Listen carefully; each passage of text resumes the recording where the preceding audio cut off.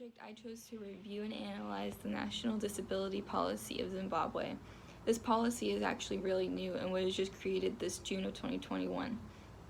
The government is moving away from regarding people with disability as unfortunate or suffering victims of impairment. Over 15% of Zimbabwe's population, which is about 15 million people, have some form of disability.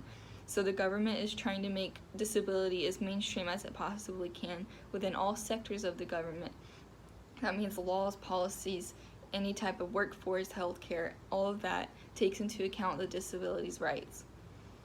They're ensuring that all planning, construction, building, anything like that takes in accessibility in part, as well as making sure that all sectors of the law are inclusive and accessible to people with disabilities. Zimbabwe was actually one of the first countries in Africa to enact a disabilities legislation. In 2013, they ratified the United Nations Convention on the Rights of Persons with Disabilities. With this new disability policy, Zimbabwe is raising awareness and facilitating transformation within the state of all sectors at every level within society with disability issues. They're guiding and supporting the self-representation of people with disability, including women and children, which means they're implementing the ideas of intersectionality within this policy. When comparing it with the ADA, the NDP will be enforced by the Ministry of Public Service, Labor, and Social Welfare.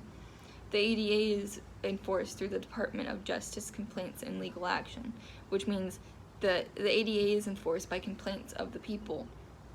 The NDP will have several sectors that enforce the law, as well as having several sectors that not only enforce it, but they will also listen to the public's demands and amend the policy as it is enforced. They're completely focused on eliminating not only inaccessibility, but also eliminating discrimination as well as protection within the theories of intersectionality. I believe that this new policy is really well created because they took into account many theories and many models, including the social model and medical model, when creating this policy. The ADA has many parts of it that have many flaws, and it isn't really enforced, and it's really difficult to enforce, which means many people are left without rights. The president of Zimbabwe is very passionate about this new policy. He's even quoted saying, "The reality is that no one plans to be born with a disability or desire to acquire a disability. Hence, everyone has an equal chance of becoming a person with some kind of disability at any time." Guided by the values of Bantu, Hunu, and legislative obligations, both state and non-state actors have the collective obligation to do all which is possible for the fulfillment of aspirations of this sector. He's taken into account everybody within the country has a chance of being disabled, and everybody has some type of relationship with someone who's disabled. Both the ADA and the NDP compare in the way that they both take into account that discrimination needs to be addressed within the country.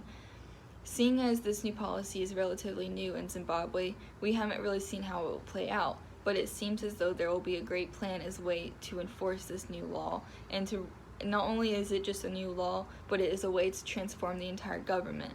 The ADA is just a policy there that protects people with disability, but it's very hard to enforce. Compared to the NDP, I feel like the NDP is a much better legislation, and it could be used as an example for many other countries to use. The only thing I can say about this new policy that seems as though it might fall short is that it seems as though they're trying to change the view of people within the country, which can be very hard to do because it's hard for a government to enforce new ideas upon the people, which may mean that they could get some backlash from the public if they are trying to change the ideas of the government as well as the ideas of the people.